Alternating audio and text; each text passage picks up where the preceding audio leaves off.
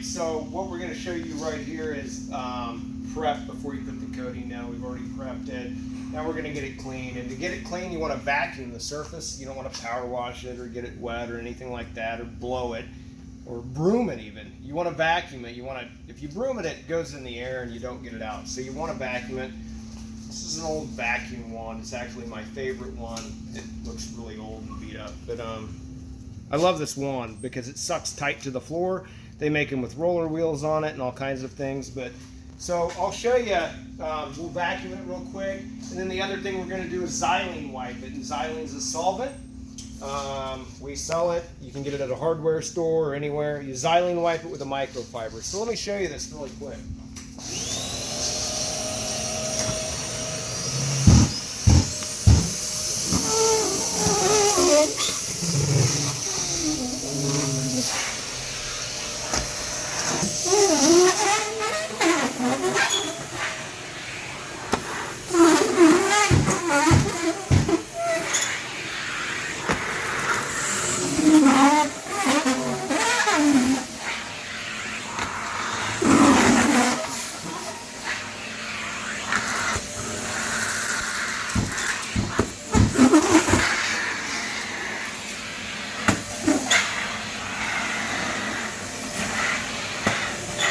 Now I'm cleaning up the area around it because we don't want to contaminate the area that we're working in and tracking in a lot of dust. I'll finish doing that in a second.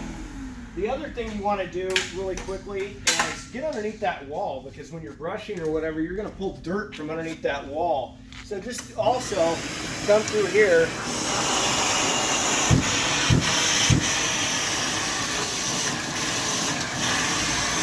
Do a quick vacuum underneath the wall. Okay? So then, this is a good practice. Not everybody does it. I'm a big believer in it.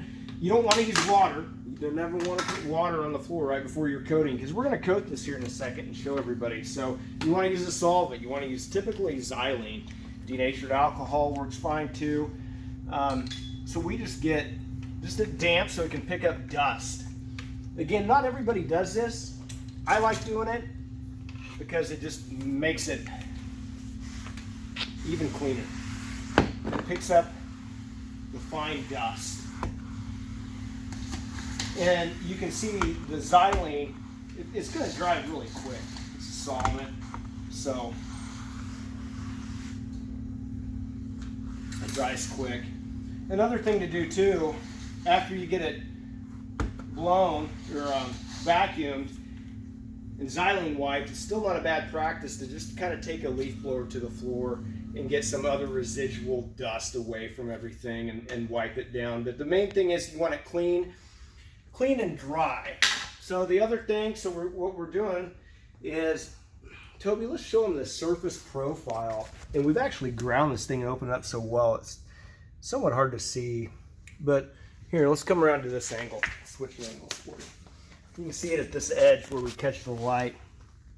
You see how that tool put a great scratch into the floor right in here. And you can see the scratch it was putting in where we didn't fully refine it.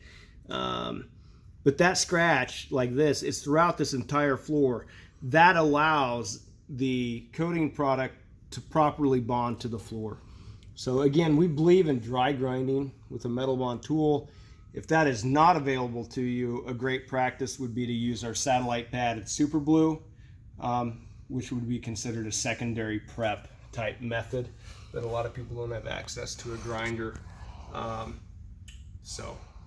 right, our next step is to coat this floor for you.